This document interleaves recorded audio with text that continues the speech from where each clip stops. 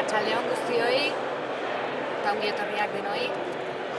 Asteburu honetan egiaztatuko dugu Euskal Herria Bildu tresna baliortsua dela. Ziurgabetasunez betetako testuinguru honetan Euskal Herriari itxaropena eta ziurtasunak eskaintzeko.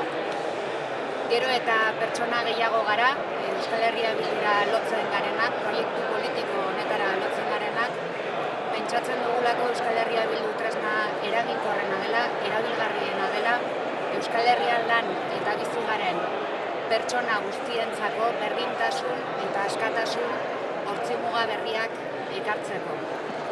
Asteburu honetan Euskal Herria Bilduko eta ezker independentista eta soberanistako pertsona asko zutitu egingo gara, gure kongresuaren leloak esaten duen bezala, erronka berriak bistaratzeko eta